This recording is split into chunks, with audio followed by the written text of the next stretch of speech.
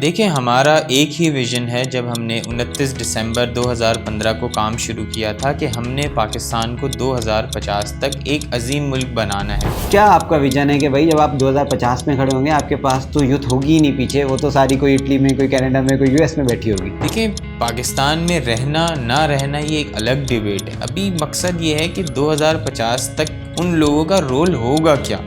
اگر کسی بھی ملک کو آپ نے تبدیل کرنا ہے یا ایک جنریشن بدلنی ہے تو وہ ایسا نہیں ہو سکتا 2 4 6 مہینے میں یہ کام آپ کا ہو جائے۔ ایٹ لیسٹ اس کو ایک جنریشن کو چینج ہونے میں 25 سے 30 سال آسانی سے لگتے ہیں۔ ایک ایسا ہے یہاں پہ پرسپیکٹیو جو یہ سمجھتا ہے کہ آپ یہاں سے نکل جاؤ پھر مسائل حل ہو جائیں گے، ایسا نہیں ہے۔ عمران خان نے بولی تھی ایک دفعہ کہ سکون صرف قبر میں۔ اس وقت سوال یہ ہے کہ کیا ہمارا ایجوکیشن سسٹم وہ لوگ پروڈیوس کر رہا ہے جو پاکستان کو بدلنے کی صلاحیت رکھتے ہیں۔ آج کل آپ اسکول، کالج، یونیورسٹی کہیں بھی چلے جائیں، آپ کسی بچے سے پوچھیں آپ نے کیا کرنا ہے، وہ کہے گا میرے پاس اچھی گاڑی ہو، اچھے پیسے ہوں، شادی ہو جائے۔ یوٹیوبر بننا ہے، فیملی بلاگر۔ السلام علیکم۔ آج میں ایک ایسی شخصیت کے ساتھ موجود ہوں جس نے پاکستان بدلنے کا عزم کر رکھا ہے، اور کیوں کر رکھا ہے، کیا وجہ ہے اس سب کے پیچھے، یہ سب تو آگے آنے والی پوڈ کاسٹ میں ان سے پوچھیں گے ہی۔ لیکن جو ان کا آج کل سوشل میڈیا پہ بہت زیادہ آپ پلانٹیشن ڈرائیو دیکھ رہے ہیں، دیگر ڈرائیوز ان کی دیکھ رہے ہیں، اسکل ڈیولپمنٹ سینٹرز ان کے ہیں حماد فاؤنڈیشن کے۔ میرے ساتھ حماد بھائی موجود ہیں، ان سے جانیں گے کہ یہ سب کچھ کرنے کا مقصد اور ان کا ویژن کیا ہے، اس مقصد کے پیچھے جو کہتے ہیں ارادے یا ان کا ویژن جو فائنل ویژن ہے 2050 کا، اس میں جا کے یہ کیا اچیو ایسا کرنا چاہ رہے ہیں جو میری اور آپ کی نالج میں نہیں ہے۔ السلام علیکم حماد بھائی۔ وعلیکم السلام۔ حماد بھائی، سب سے پہلے تو آج سے 3 سال پہلے میری آپ سے ملاقات ہوئی تھی ماشاءاللہ، اور اس وقت روٹی بینک پہ، آپ کا جو روٹی بینک ہے گلشن اقبال میں، وہاں پہ ہم ملے تھے۔ اس کو میں کور کرنے آیا تھا آپ کے پاس، اور آج کی جو حماد فاؤنڈیشن میں دیکھ رہا ہوں اس میں ماشاءاللہ بہت زیادہ امپروومنٹ ہے۔ اب آپ ماشاءاللہ پلانٹیشن ڈرائیو بھی کر رہے ہیں، اسکل ڈیولپمنٹ سینٹرز بھی کھول دیے، روٹی بینک بھی چل رہا ہے، تو یہ چیزیں چلتی آ رہی ہیں۔ تو اس سب کے پیچھے ویژن کیا ہے آپ کا؟ دیکھیں ہمارا ایک ہی ویژن ہے جب ہم نے 29 دسمبر 2015 کو کام شروع کیا تھا کہ ہم نے پاکستان کو 2050 تک ایک عظیم ملک بنانا ہے۔ اس کے پیچھے لاجک یہ ہے کہ جب میں اسکول میں تھا تو میں اکثر اپنے ٹیچرز سے یہ سنا کرتا تھا کہ پاکستان میں یہ مسئلہ ہے، وہ بھی خرابی ہے، وہ بھی برائی ہے، یہ بھی غلط ہو رہا ہے۔ لیکن جب میں ان سے پوچھتا تھا کہ اس کا سولوشن کیا ہے، ہم اس کو ٹھیک کیسے کر سکتے ہیں، تو کسی کے پاس کوئی جواب نہیں ہوتا تھا۔ تو 2015 میں نے یہ فیصلہ کیا تھا کہ ہم پاکستان کو وہ سولوشنز دیں گے جس سے پاکستان 2050 تک ایک عظیم ملک بنے گا۔ اگر کسی بھی ملک کو آپ نے تبدیل کرنا ہے یا ایک جنریشن بدلنی ہے تو وہ ایسا نہیں ہو سکتا 2 4 6 مہینے میں یہ کام آپ کا ہو جائے۔ ایٹ لیسٹ اس کو ایک جنریشن کو چینج ہونے میں 25 سے 30 سال آسانی سے لگتے ہیں، اور یہ بالکل ایک ریئلسٹک اپروچ ہے، اور اس کے پیچھے جو ہمارا پورا پلان ہے وہ ایک سمجھنے ریئلزم پہ بیسڈ ہے۔ ہم نے 5 پوائنٹس بنائے ہیں کہ جس طرح ہم پاکستان کو بدل سکتے ہیں۔ سب سے پہلے اس میں وومن امپاورمنٹ ہے، پھر یوتھ امپاورمنٹ ہے، پولیٹیکل اویئرنیس ہے، سوشل رسپانسبلٹی ہے، اور آخری اس میں آتا ہے کلائمیٹ چینج۔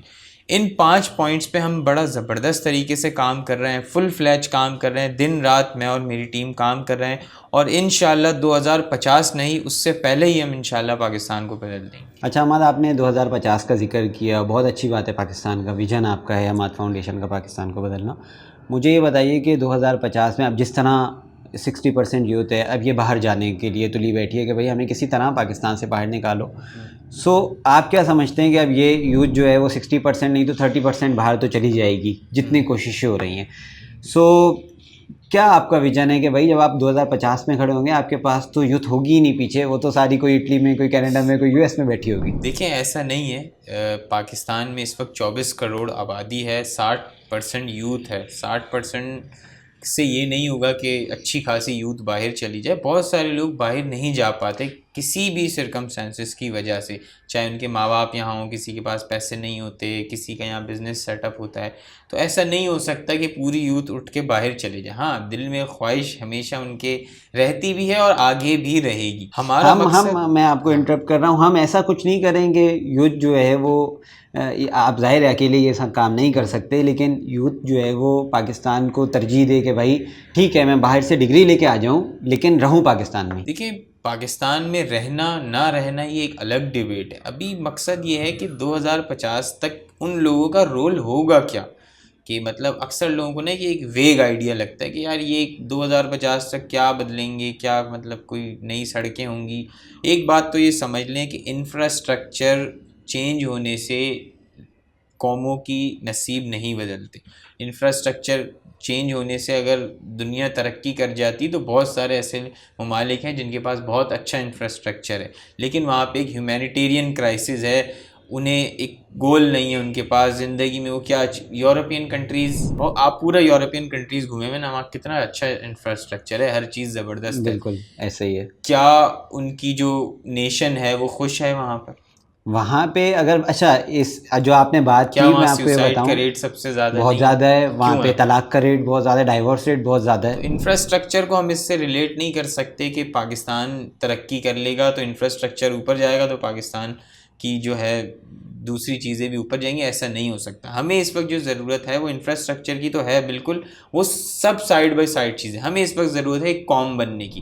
اس وقت ہمارا نیڈ آف دا آر یہ ہے کہ ہمیں یونائٹ ہونا پڑے گا, اور جو اپنے اندرونی اور بیرونی دشمن ہے وہ ہم سب کو پتہ ہونے چاہیے کہ وہ کون ہے, اور ہمیں اس کے اگینسٹ کھڑا ہونا ہے, نہ کہ ہم زبان میں, اپنے ریلیجن میں, اپنے فرقوں میں بٹے رہیں. اس وقت ضرورت یہ ہے کہ ہم نے ایک ساتھ کھڑا ہونا ہے اور ایک دوسرے کو سپورٹ کرنا ہے, چاہے آپ باہر رہتے ہیں یا پاکستان میں رہتے ہیں. میں آپ کو اپنا ایکسپیرینس بتاؤں کہ جب اسٹوڈنٹ یہاں پہ ہوتے ہیں, یہ غلط فہمی ہے جو میں کلیئر کرنا چاہتا ہوں اسٹوڈنٹس کی یا ان کے پیرنٹس کی. وہ یہ سمجھتے ہیں کہ جب آپ یہاں سے نکل جاتے ہو, اسٹوڈنٹ کا ایڈمیشن ہو گیا, اس کا سارا ویزا پروسیس ہو گیا, چیزیں ہو گئیں, جب آپ یہاں سے چلے گئے تو وہاں اترنے کے بعد آپ کو کوئی دودھ کی نہریں بہہ رہی ہوتی ہیں, شہد کی نہریں بہہ رہی ہوتی ہیں, اور کوئی کام نہیں کرنا پڑتا. بس ایسا یہ پرسپیکٹیو جو ہے لوگوں کا, یہ بہت غلط ہے. ایسا نہیں ہوتا. آپ ایز اے اسٹوڈنٹ جاؤ, یورپ کی میں خاص طور پہ بات کر رہا ہوں, آپ ایز اے اسٹوڈنٹ جاؤ یا ایز اے ورکر جاؤ, آپ کو وہاں جا کے پاکستان سے ڈبل محنت کرنی پڑتی ہے. ایون یہ کہ روبوٹک لائف آپ جس کو کہتے ہیں نا, ایک لوپ پہ لائف چل رہی ہے, بس لوپ میں چلی جا رہی ہے. صبح اٹھنا ہے, ناشتہ کرنا ہے, آفس چلے جانا ہے, آنا ہے, پھر کھانا وانا خود ہی پکانا ہے, کھانا وانا پکانا ہے اور سو جانا ہے. تو ایک ہی لوپ پہ لائف چلتی ہے. ایک ایسا ہے یہاں پہ پرسپیکٹیو جو یہ سمجھتا ہے کہ آپ یہاں سے نکل جاؤ پھر مسائل حل ہو جائیں گے. ایسا نہیں ہے. میں نے بڑی اچھی ایک بات سنی تھی کہ عمران خان نے بولی تھی ایک دفعہ کہ سکون صرف قبر میں. اس وقت تو لوگوں نے اس کا بڑا مذاق اڑایا کہ یار یہ کیا عجیب سی بات ہے, سکون صرف قبر میں. اور واقعی مسلمان, ایک حدیث بھی ہے نا, مسلمان کے لیے دنیا جو ہے وہ قید خانہ ہے اور کافر کے لیے جنت ہے.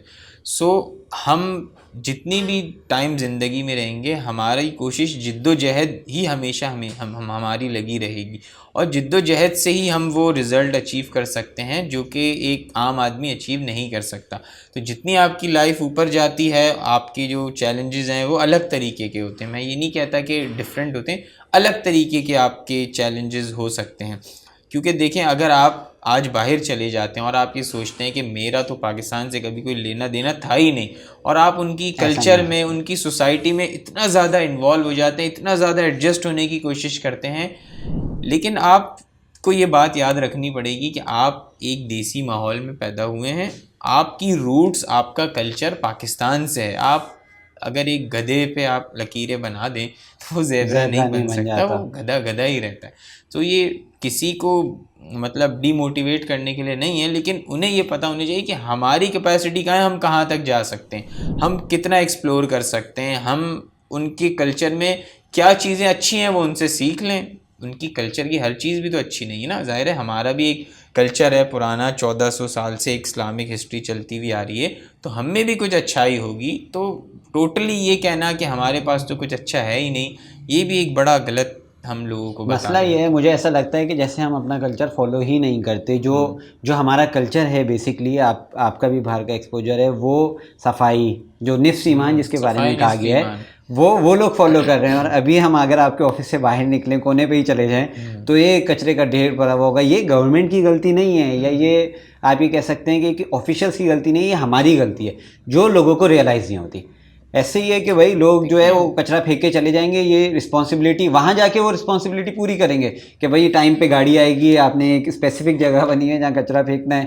یہاں یہ رسپانسبلٹی پوری نہیں ہوتی. دیکھیں, اس میں گورنمنٹ کا کہیں نہ کہیں رول تو ہے نا, کہ ہم پہ گورنمنٹ اتنی سختی نہیں کرتی روڈ پہ کچرا پھینکنے پہ. اگر آج یہاں پہ 5000 روپے جرمانہ ہے بھائی, ایک آپ نے چپس کا ریپر پھینکا یا ببل تھوک دی, 5,000 روپے جرمانہ ہو, گارنٹیڈ اگلے دن سے کوئی بھی یہ سوچے گا بھی نہیں کہ میں روڈ پہ کچرا پھینک دوں. ہمارے پاس وہ ایک طرح سے گورننس, بیڈ گورننس ہے. بیڈ گورننس کیوں ہے, اس کی وجہ کیا ہو سکتی ہے؟ جو گورنمنٹ ایک آپ سمجھ لیں کہ کانسٹیٹیوشنلی صحیح طریقے سے گورنمنٹ میں آئی ہی نہیں ہے, کیا وہ یہ سوچے گی کہ مجھے اچھی گورننس کرنی ہے, مجھے کرپشن روکنی ہے, مجھے چیزیں کرنی ہیں؟ نہیں, وہ یہ نہیں سوچیں گی. تو سارا مسئلہ جڑ کہیں اور سے شروع ہوتا ہے. اس کے بعد یہ ساری سیکنڈری چیزیں ہیں کہ کچرا روڈ پہ پھینک دیا یا اور مسائل ہیں. کراچی کی اس وقت آپ نے پچھلے دنوں رپورٹ سنی ہوگی, 175 شہروں میں سروے ہوا, کون سا شہر لیسٹ لیویبل ہے, اس میں کراچی شاید 171 یا 172 نمبر پہ آیا ہے. تو ہمیں تو مطلب لوگوں کو داد دینی پڑے گی کہ یار ہم اس شہر میں رہ رہے ہیں, تو ہم یہ نہیں کر رہے کہ یہ بھی کوئی اور آ کے سدھار دے گا. ایسا نہیں ہو سکتا. یہ ملک, یہ شہر ہمارا ہے. اگر آج ہم نے ایسی کوشش نہیں کی, ایسے سٹیپس نہیں لیے کہ جس سے ہم پاکستان کو یا اپنے شہر کو بدل سکیں, تو کوئی نہیں آنے والا. 75 سال سے اس طرح چلتا ہے, اگلے 75 سال بھی گزر جائیں گے, کوئی نہیں بدلے گا. مجھے خاص طور پہ اپنی جو پچھلی جنریشن ہے اس سے ایک بڑی شکایت ہے. مجھے شکایت یہ کہ جب یہ سب چیزیں شروع ہو رہی تھیں, پاکستان تو ایشین ٹائیگرز بن رہا تھا نا بھائی. پی آئی اے ہماری ٹاپ پہ تھی. پی آئی اے نے ایمریٹس کو کھڑا کیا ہے. آج تک ایمریٹس کا جو فلائٹ نمبر ہے PK وہ پاکستان سے انہوں نے کراچی سے مطلب انسپائر ہو کے سٹارٹ کیا تھا. سو ہم تو اوپر جا رہے تھے. حبیب بینک پلازا پہ چائنیز لوگ آ کے دیکھتے تھے کہ بھائی یہ کیا بنایا ہے پاکستان نے, تو ہم تو اتنا اوپر جا رہے تھے. کیا ایسا ہوا کہ ہم بالکل ہی ڈاؤن فال کا شکار ہو گئے؟ تو جو یہ جنریشن اس وقت ایگزسٹ کرتی تھی, ان سے میرا ایک شکوہ ہے کہ انہوں نے کیوں اس وقت نہیں روکا. ٹھیک ہے, اب ہو گیا جو ہو گیا, لیکن اب ہم فیوچر میں ہم تو یہ کر سکتے ہیں. ہم جن زی ہیں نا, ہم تو یہ مطلب روک سکتے ہیں, غلط کو غلط بول سکتے ہیں, چیزوں کو ٹھیک کرنے کی طرف جا سکتے ہیں. اگر ہم نے بھی یہ نہیں کیا تو پاکستان مزید برائی کی طرف چلے جائے. اچھا حماد, ایک واضح ڈفرینس ہے پاکستان میں, اور اگر آپ پاکستان سے باہر جائیں, ایون کہ اگر میں زیادہ دور نہیں, پڑوسی ملک انڈیا کو بھی دیکھ لیں, لیکن چلے میں انڈیا کی بات نہیں کرتا, میں بات کرتا ہوں کہ لوگ یورپ جاتے ہیں, لوگ US جاتے ہیں, لوگ کینیڈا جاتے ہیں.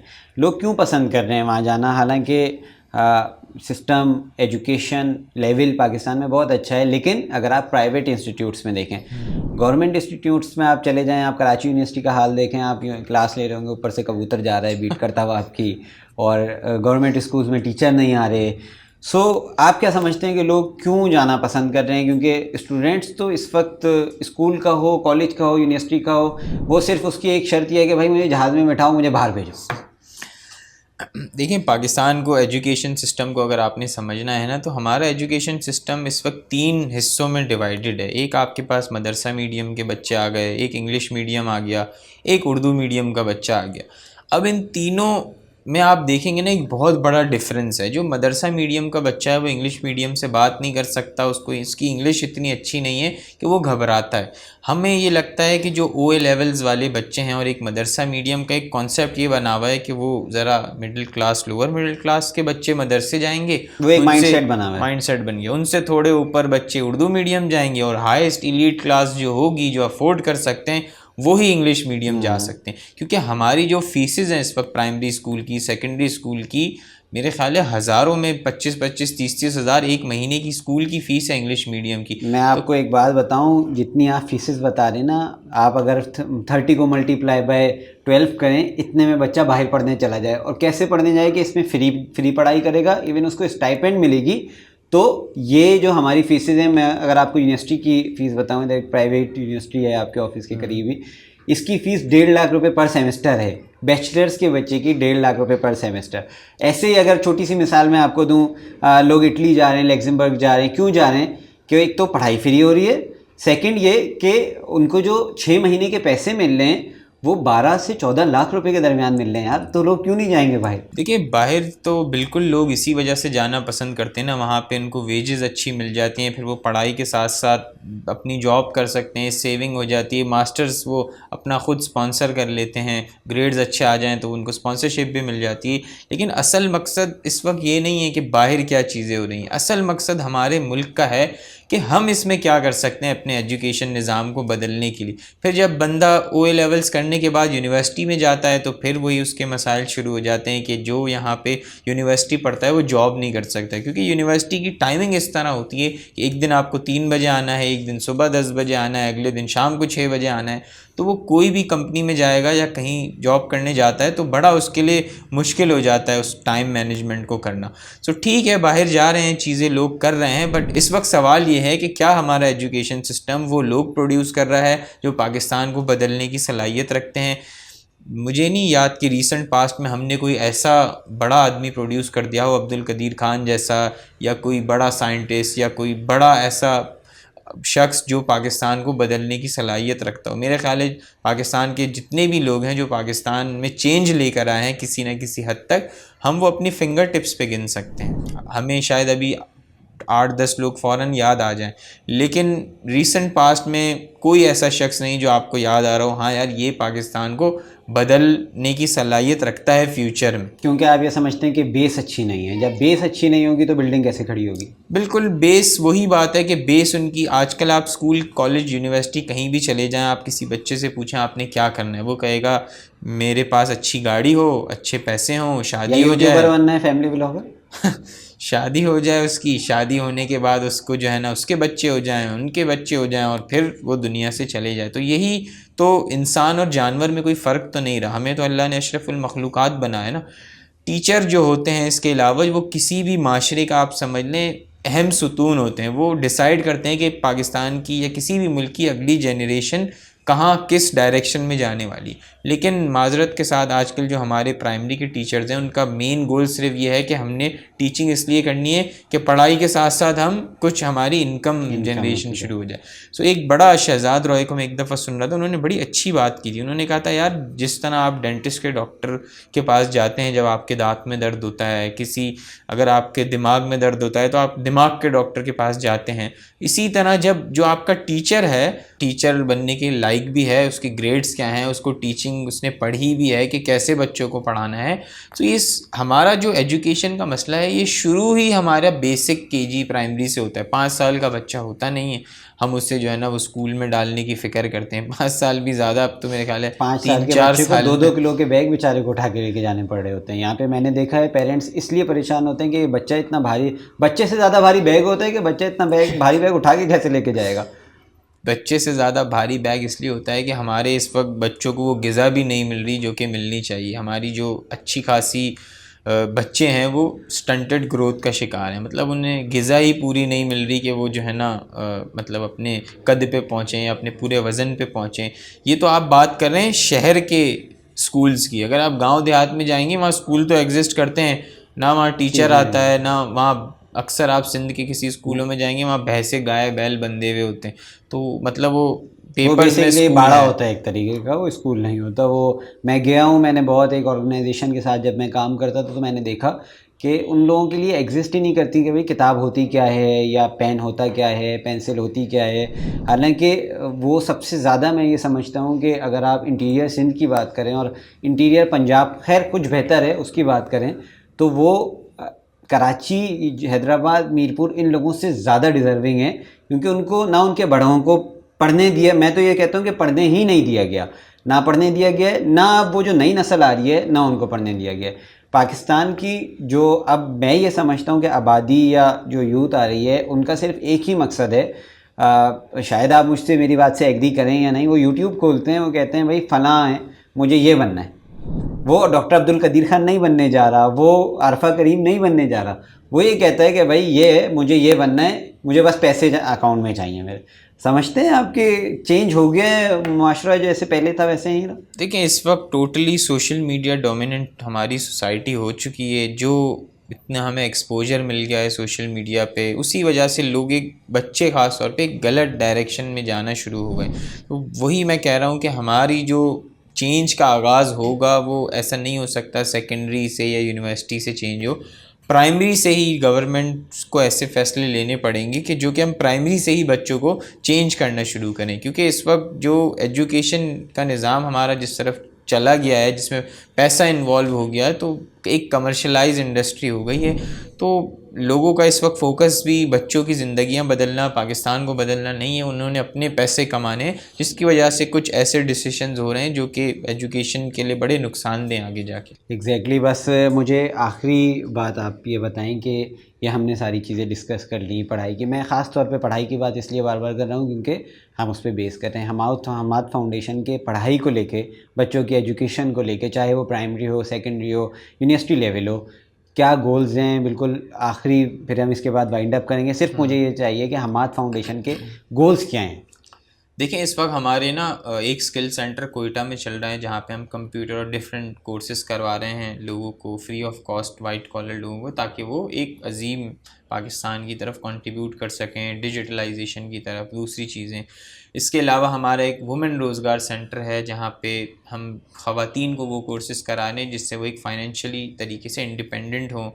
پھر ہم ایک اسکول چلا رہے ہیں خزدار کے اندر جہاں 200 بچہ فری آف کاسٹ پڑھا. یہ وہی بچہ جو آج تک کبھی اسکول گیا ہی نہیں تھا. اچھا منجب، میں سوری آپ کو انٹرپٹ کر رہا ہوں، میں یہ نوٹ کر رہا ہوں کہ آپ بلوچستان، خزدار اس طرف زیادہ کام کر رہے ہیں کیونکہ ان علاقوں کو نیڈ ہے. دیکھیں ان علاقوں کو نیڈ بھی ہے اور کوئی وہاں جانا پسند نہیں کرتا. ٹھیک ہے کراچی میں رہتے ہیں، آپ کی اچھی ویڈیوگرافی بھی ہو جاتی ہے، چیزیں بھی کور ہو جاتی ہیں، لیکن ایگزیکٹلی اس وقت جو نیڈ ہے وہ بلوچستان میں، سندھ میں، جہاں اسکولوں کا تو برا حال ہے. تو وہاں پہ ہم کوشش کر رہے ہیں. پھر ہم کراچی کے اندر بھی ایک اسکول انشاءاللہ ابھی لانچ کرنے والے ہیں جو کہ جتنی بھی ہم نے ابھی بات کی ہے اس کے بالکل اگینسٹ وہ اسکول ہوگا، بالکل اپوزٹ وہ اسکول ہوگا، اور وہ پاکستان کا انشاءاللہ سب سے زیادہ ایک یونیک اسکول ہوگا جس کے اندر ہم وہ یہ جو گھسا پٹا انگلش، اردو، میتھ، اسلامیات، یہ ہم الگ طریقے سے ان کو پڑھائیں گے. تو جب انشاءاللہ وہ ہم لانچ کریں گے تو وہ آپ دیکھیں گے کہ بڑا مطلب یہ جو 3 ایجوکیشن سسٹم بنے ہوئے، انگلش، اردو اور مدرسہ میڈیم، ان سب کو ملا کر ایک سسٹم بنایا جائے گا، اور وہ ایسا زبردست نظام ہوگا کہ اسی اسکول سے ہم پاکستان کو 2050 تک ہیروز دیں گے. وہی آپ کا ویژن ہے کہ مرج کر دینا پڑھائی. اور یہ 9-10 سالوں سے ہم اسکول بنانے کی کوشش کر رہے ہیں، لیکن کبھی لیک آف ریسورسز، کبھی لیک آف فنڈز، کبھی ہمارے پاس جگہ کی کمی، تو یہ کسی نہ کسی وجہ سے ڈیلے ہو جاتے ہیں. لیکن اب انشاءاللہ مجھے یہ لگ رہا ہے ہم بہت قریب ہیں اسکول کو بنانے کے. ٹھیک ہے حماد بھائی، thank you so much. And میں یہی کہوں گا کہ ہاتھوں میں ہاتھ دیں، حماد بھائی کا ساتھ دیں.